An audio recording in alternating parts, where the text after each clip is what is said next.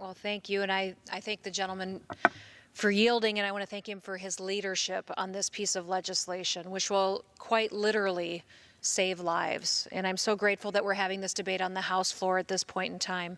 Mr. Speaker, I rise today in support of H.R. 36, the Pain-Capable Unborn Child Protection Act. I believe that every life, including an unborn baby's life, has dignity and value.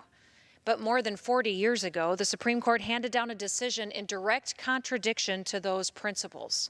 In the decades since, I've joined with many families and my colleagues here in the House, and many across the nation fighting to undo the damage that has been done.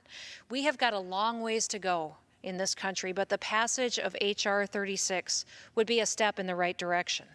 A strong and growing body of medical research provides evidence that pain receptors develop in unborn babies at no later than 20 weeks. Medical professionals have testified about seeing babies that age recoil from painful stimuli. Others have been able to measure increases in stress hormones when babies inside the womb are subjected to pain. And if fetal surgery is performed, that baby is given anesthesia, in many cases to shield them from the pain of surgery. And yet our nation's laws allow for these babies to endure the pain of a life-ending abortion. It is absolutely heartbreaking. You know, my husband and I, we knew that our lives had completely changed the minute that we heard our oldest daughter's heartbeat. I'll never forget that moment. And I hope that she knows how proud we are of the generous and compassionate person that she's grown up to become. She has grown up quickly, and I love to think back about those days when she was still a little girl and when she wasn't much taller than me.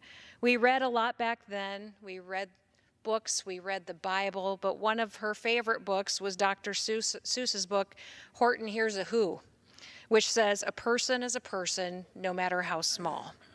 And each time we read that line, I thought back to those first moments when I heard her muffled heartbeat and thought about Cassidy and thought about a person is a person, no matter how small.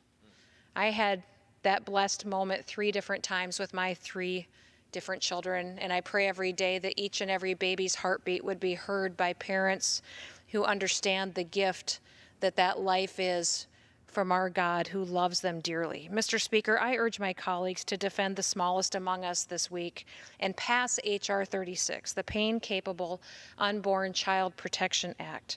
Thank you, Mr. Speaker, and I thank the gentleman for his leadership. With that, I yield back.